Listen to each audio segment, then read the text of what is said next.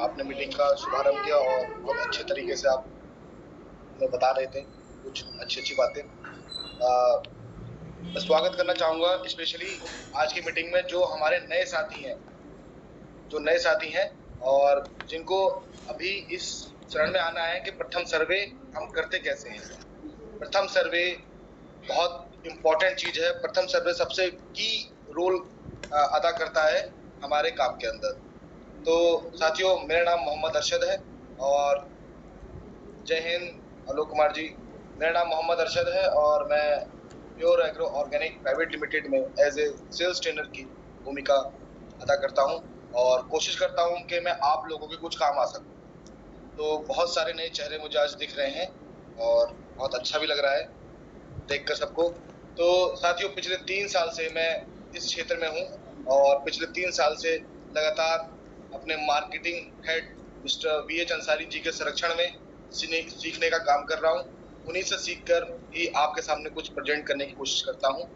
तो मेरा मुख्य काम है कि हम जो मेन चीज है हमारी, जो सबसे पहला चरण है प्रथम सर्वे।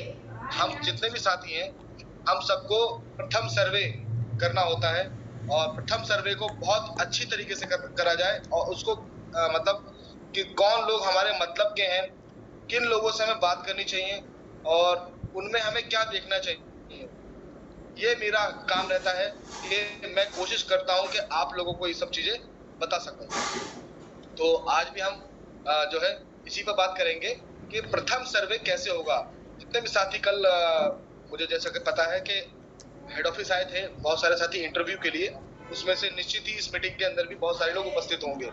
तो सर की तरफ से बताया गया होगा कि हमें जो है 5 से 7 दिन ट्रेनिंग जूम मीटिंग पे लेनी है और फील्ड में जाके फिर उसी के हिसाब से हमें जो है प्रथम सर्वे भरना है। तो मेरा निवेदन है कि जितने भी नए साथी आज पहली बार मीटिंग को ज्वाइन कर रहे हैं, जितने भी नए साथी, वो सभी लोग अगले 20-25 मिनट के लिए गंभीरता से इस चीज को समझें कि हम जिस काम के लिए चयनित किए जाएंगे उस काम को आखिर हमें करना कैसे है। तो सभी अगर साथियों के पास अगर प्रथम सर्वे फॉर्म नहीं है तो अगर हो तो अच्छी बात है, नहीं है तो कोई बात नहीं। मैं एग्जैक्ट जैसा प्रथम सर्वे में लिखा है, बिल्कुल एक सर्वे फॉर्म जो हमारा है जैविक सूचना केंद्र हेतु सर्वे फॉर्म, उसमें जैसा लिखा है मैं बिल्कुल ही आपको वैसे ही बताऊंगा। तो हमें जो है इसमें प्रथम सर्वे को मैं अपने हिसाब से 3 चरणों में बांटता हूँ। पहला चरण कि हमें किन लोगों से बात करनी है, कौन लोग हैं एक ग्राम पंचायत के अंदर, क्योंकि हमें ये तो पता है कि एक ग्राम पंचायत स्तर पर हमें एक जैविक सूचना केंद्र की स्थापना करनी है, प्रत्येक ग्राम पंचायत स्तर पर। ठीक, उस ग्राम पंचायत में कौन लोग हमारे मतलब के हैं, कौन लोग हमारे मतलब के नहीं है, हमें किन लोगों से बात करनी है और किन लोगों से हमें बात नहीं करनी है, पहली चीज।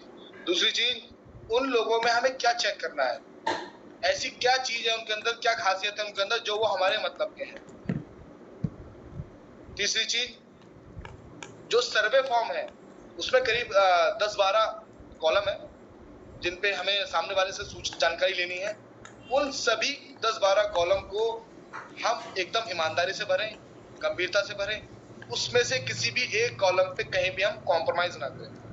कॉम्प्रोमाइज कर देंगे तो हमारा मिशन कॉम्प्रोमाइज हो जाएगा। जैविक सूचना केंद्र जो हम ग्राम पंचायत स्तर पर स्थापित कराने की हमें जो जिम्मेदारी है वो कॉम्प्रोमाइज हो जाएगी। तो साथियों, शुरू करते हैं कि प्रथम सर्वे कैसे करें। आज का जो मुख्य टॉपिक है वो है प्रथम सर्वे कैसे करें, इसकी ट्रेनिंग। ठीक है, तो प्रथम सर्वे में सबसे पहली चीज जो है,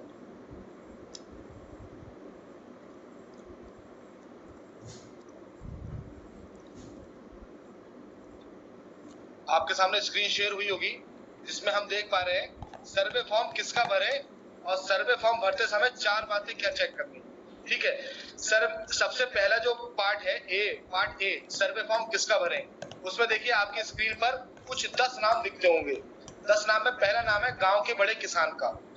गांव के बड़े किसान हम और आप भली भांति जानते हैं कि जो गांव के बड़े किसान होते हैं उनकी बात को गांव के और जो मतलब गांव में रहने वाले सभी किसान होते हैं, तो गांव के जो और किसान होते हैं उनकी बात को बहुत मानते भी हैं और उनकी बात को बहुत गंभीरता से लेते भी हैं। और यदि जो गांव के बड़े किसान हैं उनको हम अपना प्रेजेंटेशन अच्छे से देने में सफल हो गए तो साथियों हमारा काम बहुत आसान हो जाता है, क्योंकि जो बड़े किसान होते हैं इनके पास लाख, 1.5 लाख, 2 लाख रुपए लगाने में कोई भी इनको परहेज नहीं होता है, कोई भी इनको किसी भी प्रकार की परेशानी नहीं आती है। अगर ये हमसे संतुष्ट हो जाते हैं तो किसी भी समय इनके पास इतना निवेश होता है काम को करने का। बस हमारा समझाने का तरीका बहुत अच्छा होना चाहिए कि ये हमसे संतुष्ट हो जाए और हम हमारी बातों से प्रभावित हो और हमारी बात से एग्री कर जाए। दूसरे नंबर पे है कोटेदार का।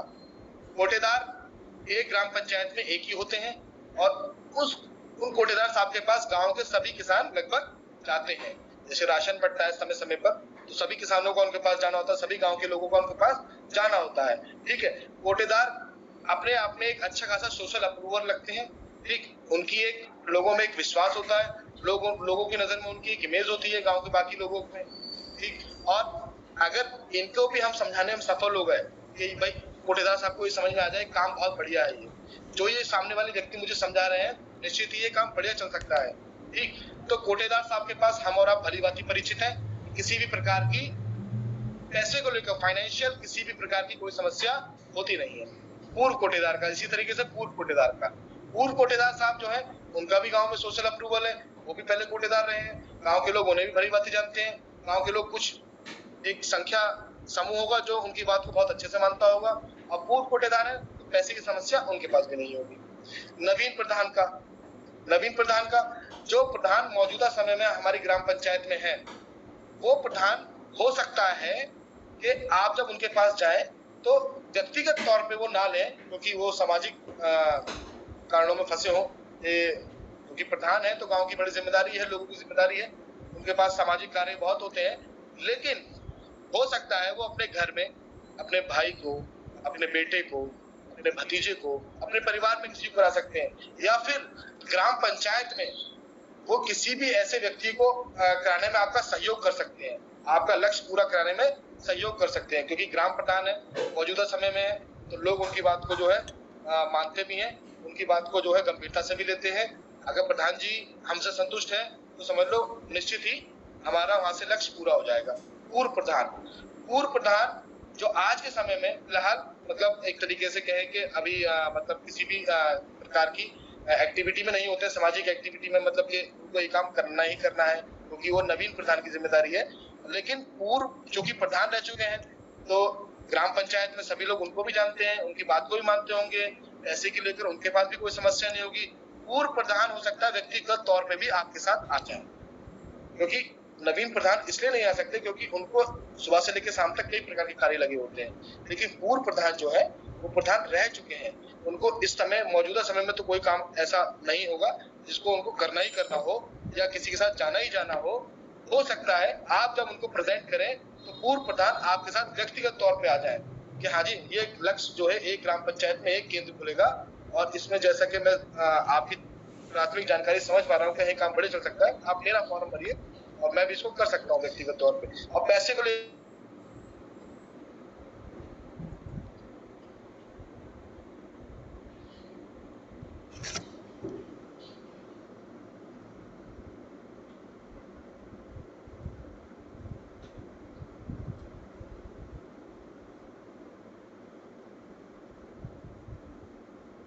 ये हमारे लिए इम्पोर्टेंट पर्सन है जो सरकारी सेवा से रिटायर्ड हो चुके होते हैं। क्यों इम्पोर्टेंट है?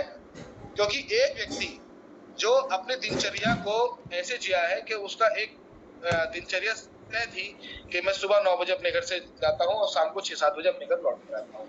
60 वर्ष की उम्र के बाद उनका रिटायरमेंट हो जाता है। तो जो व्यक्ति की आदत लगी होती है ना, उसका एक पूरा जो सेट हो जाता है काम करने का तरीका, पूरे दिन को व्यतीत करने का तरीका, वो जो है फिर रिटायरमेंट के बाद वो घर में रहते हैं तो वो चीज उनके साथ जो है फिर वो व्यतीत नहीं कर पाते हैं समय, उनको थोड़ी सी बोरिंग महसूस होती है एक तरीके से कि मतलब घर में अखबार भी पढ़ लिया, 4 बार चाय पी ली, फिर भी टाइम नहीं कटता है उन लोगों का। ठीक, अगर उस समय पे हम उनके पास पहुंच जाए, क्योंकि सरकारी सेवा में है तो करंट अफेयर से भली भांति परिचित होते हैं कि आज के समय में समाज में चल क्या रहा है, आज के समय में समाज की मांग क्या है, आज के समय में सरकार किस और ज्यादा रुक दे रही है। इन सब बातों से वो जो है एकदम भलीभांति परिचित होते हैं जो सरकारी सेवा में होते हैं। ठीक, तो वो आपको निश्चित ही आपकी बात को मानेंगे कि हाँ भाई ये काम ही चलेगा, ये काम ही चलेगा। तो इस काम को जो है अगर हम उनके पास पहुंच जाएंगे तो निश्चित वो हमारे साथ आ सकते हैं। उनको ये लगता है कि हाँ भाई मुझे काम भी मिल जाएगा एक ग्राम पंचायत में, और ये काम भविष्य वाला है, क्योंकि भविष्य में चलना तो यही काम है। मेरा भी समय जो बोर होता हूँ मैं घर में कटता नहीं, वो भी मेरा समय कटना शुरू हो जाएगा और एक इनकम का जरिया बन जाएगा। गांव में किसका नहीं भरना है? गांव में किसी दुकानदार का, किराना की दुकान वाले का सर्वे फॉर्म हमें नहीं भरना है। कारण यह है क्योंकि किराना के दुकानदार जो होते हैं उनका बहुत ही उनका जो कस्टमर होता है वो बहुत ही मतलब एक तरीके से लो प्राइस का आता है और बहुत फुटकर का कस्टमर होता है। तो वो हो सकता है हमारे साथ एकदम इतने निवेश पर ना आ पाए। तो इसलिए हमें जो है किराना की दुकानदार का सर्वे फॉर्म बिल्कुल नहीं भरना है। जो डेली नीड्स की शॉप चला रहे हैं किराना की, उनका सर्वे फॉर्म हमें नहीं भरना है। किसी नई खुली पेस्टिसाइड की दुकान वाले का सर्वे हम कर सकते हैं, जो अभी जल्दी ही खुली है। रिसेंट में कोई किसी ने पेस्टिसाइड की दुकान खोली है तो उनके साथ हम कनेक्ट हो सकते हैं, उनको हम अपने साथ ला सकते हैं। क्योंकि नई खुली पेस्टिसाइड की दुकान को अभी पुराने जो पेस्टिसाइड के दुकानदार हैं जो 10-15 सालों से, 5 सालों से, 20 सालों से जो है काम कर रहे हैं, तो वो तो पूरा एकदम जो है उस क्षेत्र में भूल चुके हैं एक तरीके से। क्यों? क्योंकि उनके पास कंपटीशन के चक्कर में 10-10 कंपनियों का उनके पास माल है। तो जब 10 कंपनियों का माल है तो कंपनियों में भी कंपटीशन है। कंपनियां सोचती है कि ये किसी और कंपनी का माल ना लगा के हमारी माल की डिस्प्ले लगाए, तो वो कंपनियां भी कंपटीशन में उधार देती हैं और सेम प्रोडक्ट 10 दुकानदारों के पास मिल जाएगा। आसपास में जितनी भी 8-10 दुकानें सभी पे सेम प्रोडक्ट मिल जाएंगे। तो वो जो है कस्टमर को अपने पास ले जाने के लिए उधारी के जाल में फंसाते हैं और नकली असली सभी माल उनको जो है बेचने की कोशिश करते हैं। तो उनकी आदत होती है उधार लेने की। पुरानी खुली पेस्टिसाइड की दुकान, उस पर हमें नहीं जाना है। नई खुली पेस्टिसाइड की दुकान जो है ये अभी उनकी तरह सिस्टम में नहीं आए कि कैसे उधार मिलता है, कहाँ पे हम उधार बेच रहे हैं, क्योंकि नए नए है ना, अनुभव कम है। तो अगर हम इनके पास पहुंच जाएंगे और उनकी अपनी बात समझाएंगे तो इन्हें पता चलेगा भाई इस काम में तो कोई कंपटीशन नहीं है, इनकी एक ही दुकान खुलेगी और इनका माल भी किसी और दुकान पे नहीं मिलेगा, इनका माल सिर्फ इनके केंद्र में बिकेगा। तो ना प्रोडक्ट का कंपटीशन होगा, ना प्रोडक्ट की मार्केटिंग खराब होगी। तो हो सकता है नई खुली पेस्टिसाइड वाले दुकानदार हमारे साथ आ जाए।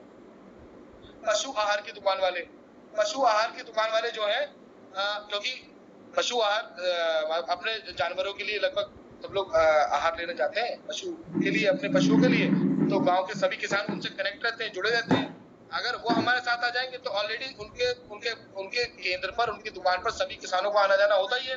अगर वो हमारे साथ आ जाएंगे तो किसान तो ऑलरेडी उसके पास आ रहा है ना, तो हमारा जो लक्ष्य है वो एक सही व्यक्ति के रूप में ग्राम पंचायत में पूरा हो जाएगा। खाद दवा का काम करने वाले, वही खाद दवा का काम करने वाले जो नए हैं अभी हमारे साथ, जो क्षेत्र में नए हैं, वो खाद दवा का काम करने वाले हमारे साथ आ सकते हैं। तो साथियों ये था कि हम किसका सर्वे फॉर्म भरें। ठीक, दूसरी चीज है कि सर्वे फॉर्म भरते